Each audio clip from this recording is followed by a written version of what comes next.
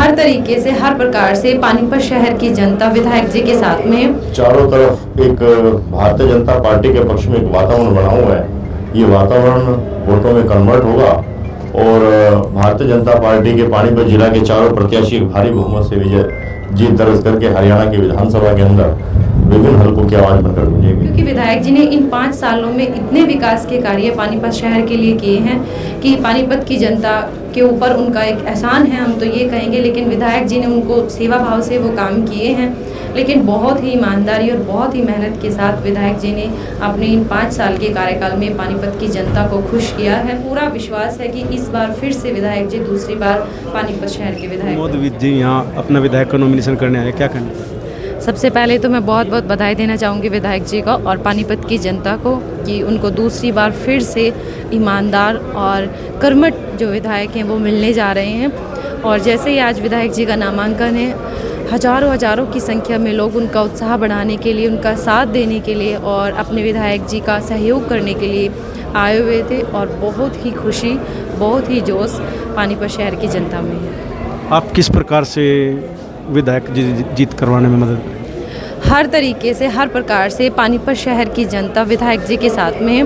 क्योंकि विधायक जी ने इन 5 सालों में इतने विकास के कार्य पानीपत शहर के लिए किए हैं कि पानीपत की जनता के ऊपर उनका एक एहसान है, हम तो ये कहेंगे। लेकिन विधायक जी ने उनको सेवा भाव से वो काम किए हैं, लेकिन बहुत ही ईमानदारी और बहुत ही मेहनत के साथ विधायक जी ने अपने इन 5 साल के कार्यकाल में पानीपत की जनता को खुश किया है।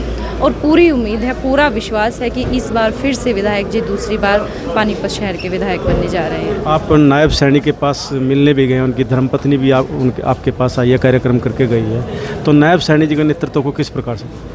नायब सैनी जी के नेतृत्व में जैसे कि सभी लोगों का कहना है कि कम समय मिला, लेकिन इन कम समय में नायब सैनी जी ने जो लोगों के मन में अपने लिए प्यार, विश्वास और जो एक अपने लिए मन में जगाया है लोगों के मन में, वो लोगों के लिए अभिभूत और लोग भुलाए नहीं भूलते। आज हर एक व्यक्ति के मन में यही विश्वास है और यही एक आस है कि फिर से हरियाणा में भारतीय जनता पार्टी की सरकार तीसरी बार बनेगी और नायब सैनी जी जो जन जन के प्रिय हैं वो फिर से हरियाणा के मुख्यमंत्री बनेंगे। क्या लगता है कि बहुत कम समय नायब सैनी जी को मिल पाया, यदि अगला मौका उनको मिलता है तो क्या लगता है आपको कि हरियाणा में कुछ नया कुछ कर पाएंगे? इतने कम समय में भी उन्होंने हरियाणा के विकास को जो गति दी है वो सराहनीय है। और अब आने वाले 5 साल में जो मुख्यमंत्री नायब सैनी जी को मौका मिलेगा, उन 5 सालों में हम हरियाणा को एक नई रूप में देखेंगे। हरियाणा के अंदर इतने विकास कार्य, इतनी सुख सुविधाएं, इन 2 से 4 महीनों के अंदर ही हर वर्ग को इतना कुछ मिला है कि जो पहले शायद कभी नहीं मिला था। क्या मानते हैं नायब सैनी जी को जो मौका दिया गया उसके पीछे कहीं मानते हैं कि जो पूर्व में मनोहर लाल खट्टर जी रहे, उनके द्वारा लोगों की जो नाराज़गी थी वो क्या वजह रही कि लोग मुख्यमंत्री का चेहरा तक बदला? देखिए, सबसे पहले तो मैं यही कहूँगी कि 9.5 साल जो हमारे पूर्व में मुख्यमंत्री रहे हैं, उन्होंने इतनी ईमानदारी से काम किया है कि आज प्रत्येक व्यक्ति यही कहता है कि मुख्यमंत्री मनोहर लाल जी ने ईमानदारी के साथ 9.5 साल सरकार चलाई है। लेकिन यही था कि समय बदलाव का था और एक युवा चेहरे को, एक युवा नेता जो है या एक युवा मुख्यमंत्री की अब हरियाणा को ज़रूरत थी। तो इसीलिए सिर्फ वो एक मुख्यमंत्री का जो परिवर्तन है वो हुआ था, नहीं तो इन 9.5 साल में जो मनोहर लाल जी ने किया है वो कभी किसी सरकार ने ना सोचा और ना ही किया है।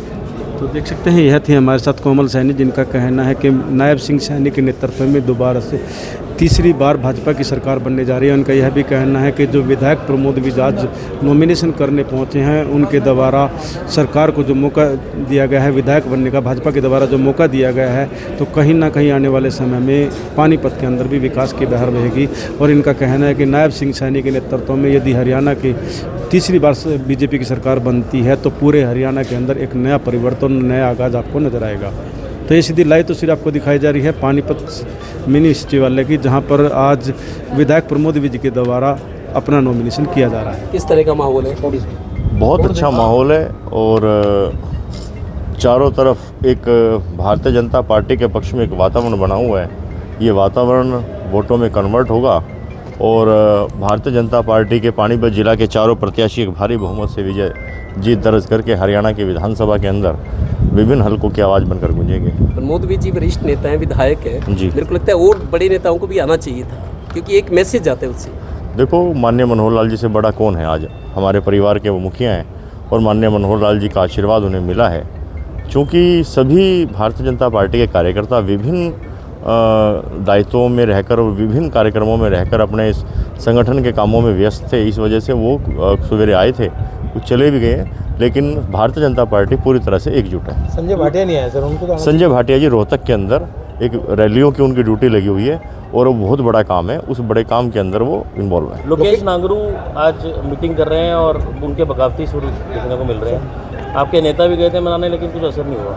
लोकेश नांगरू जी हमारी भारतीय जनता पार्टी के वरिष्ठ कार्यकर्ता हैं और मुझे नहीं लगता कि कोई ऐसी मीटिंग करेंगे वो, और कोई उस रास्ते पे वो जा रहे हैं। अगर वो चुनाव लड़ने की घोषणा करते तो पार्टी का निर्णय होगा। चुनाव लड़ना, मुझे नहीं लगता कि वो चुनाव लड़ेंगे। मैं बहुत स्पष्ट बात कर रहा हूँ, क्योंकि वो भारतीय जनता पार्टी के उस परिवार से हैं। उनके पिताजी को देखकर हमने अपने जीवन को तराशा है और उन्होंने हमें बहुत मार्गदर्शन दिया है और उन्होंने हमारे जैसे न जाने सैकड़ों कार्यकर्ताओं का उन्होंने निर्माण किया है। तो मुझे लगता नहीं कि वो इस तरह की उसमें भूमिका में रहेंगे। अगर पार्टी विरोधी गतिविधि में वो शामिल पाए जाते हैं, देखे जाते हैं, क्योंकि अनुशासन की कार्रवाई बनती है। देखो, अगर कोई ऐसी बात आएगी तो निश्चित है संगठन को जो काम है वो काम करेगा संगठन अपना। मनोहर लाल से मिले थे लेकिन संतुष्ट वहाँ से भी होके नहीं आए।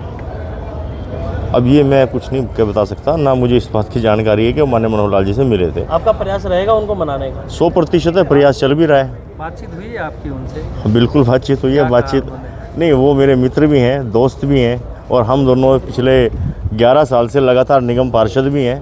तो स्वाभाविक है, उनकी भावनाएं मैं समझता हूँ और मेरी भावनाएं वो समझते हैं। चेहरे से खुशी नहीं झलक रही सर आपको? नहीं, ऐसा नहीं है। वो बीजेपी के कार्यकर्ता हैं, भारतीय जनता पार्टी के कार्यकर्ता हैं, निष्ठावान कार्यकर्ता हैं। आप भी विधायक पद के दावेदार थे? कौन? आप? नहीं, मैंने कभी विधायक पद की, मेरी 4 विधानसभाएं हैं। मैं पानीपत जिले का जिलाध्यक्ष हूँ और 4 विधानसभाओं के अंदर दुष्यंत भट्ट चुनाव लड़ेगा। किशन जी, आप स्पष्ट बोलते हैं, मैं जानता हूँ। बीजेपी के बहुत सारे नेता मान रहे हैं कि एंटी इनकम्बेंसी वाला फैक्टर है, बिल्कुल खोल के स्वीकार करते हैं, लेकिन इसको हम मैनेज करेंगे, कंट्रोल करेंगे, लोगों को कन्विंस कराएंगे, ये दलील दे रहे हैं। आपको लगता है एंटी इनकम्बेंसी? देखो, आज लोगों के दिमाग में एक बात घर कर गई है कि हरियाणा के अंदर यदि हरियाणा को कोई बचा सकता है, यदि युवाओं का कोई भविष्य है, तो वो हमारी ही सरकार है। जिस सरकार ने एक ऐसा इतिहास बनाया है कि आप कल्पना करके देखो, जब एक गरीब परिवार का बच्चा SDM लगता है, जब गरीब परिवार का बच्चा GM लगता है, जब गरीब परिवार के बच्चे क्वालिफाई करते हैं और जिनकी सरपंच तक भी पहुंच नहीं थी, आज उनके घरों में अपॉइंटमेंट लेटर जा रहे हैं और 1,41,000 नौकरियां जो हरियाणा सरकार ने इस अपने कार्यकाल में दी हैं और लगभग 1,21,000 कौशल रोजगार योजनाओं को जॉब की गारंटी दी है। ये छोटी उपलब्धि नहीं है। आज हर व्यक्ति अपने बच्चों को पढ़ाना चाहता है, क्योंकि उसे पता है कि पढ़ लिख कर नौकरी मिलेगी। लेकिन अगर 10 साल पहले जब हम चले जाएं तो लोगों का विश्वास राजनीति से उठ गया था, यूथ घृणा करने लगा था राजनीति से। सरकार सुरेंद्र रेड्डी भी क्या बीजेपी में आ रहे हैं क्या? देखो, जब चुनावी दौर होता है ना, चुनाव का, वो उसमें ये पता नहीं चलता कि कौन आया और कौन गया। संभावनाएं हर किसी के साथ जुड़ी होती हैं और राजनीति संभावनाओं का खेल है। जिलाध्यक्ष होने के नाते कितनी सीटों की आप सोचते जीत हासिल कर पाओगे? 4 की 4 विधानसभा जीतेंगे। 67 उम्मीदवार घोषित हो चुके हैं, बाकी 23-24 जो बचे हैं उसको पार्टी डिले कर रही है। कहीं ये डर है कि बगावत तेज हो सकती है? पार्टी की अपनी रणनीति होती है, हर पार्टी की। हमने 67 तो कर दिए, कांग्रेस तो वो भी नहीं कर पा रही।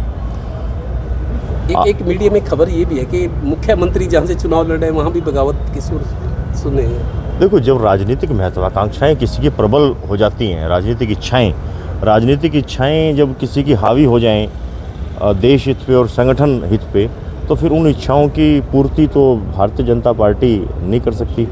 भारतीय जनता पार्टी के विचार है, अगर किसी की राजनीतिक महत्वाकांक्षा ज़्यादा प्रबल हो तो उसके लिए हम क्या कर सकते हैं। सर, कल सत्यवान से आलोक शेर ने बैठक प्रेस वार्ता में संजय भाटिया और मनोहर लाल पर आरोप लगाया कि हरियाणा का बेड़ा गर्क कर दिया, तो क्या कार्रवाई करेंगे, क्या सोचते हैं? उस मूर्ख आदमी से आप जाके ये पूछो, मूर्ख शब्द बोल रहा हूँ, जिस व्यक्ति को उंगली पकड़कर मनोहर लाल जी ने चलना सिखाया, जिस व्यक्ति को हरियाणा स्टाफ सिलेक्शन कमीशन का मेंबर बनाया, जिसकी घरवाली को जिला परिषद की चेयरमैन बनाया, उसको खुद को प्रदेश सचिव बनाया और आज भी वर्तमान में उसकी घरवाली जिला अध्यक्ष थी, मतलब क्या उनसे काबिल कार्यकर्ता नहीं है उस क्षेत्र के अंदर?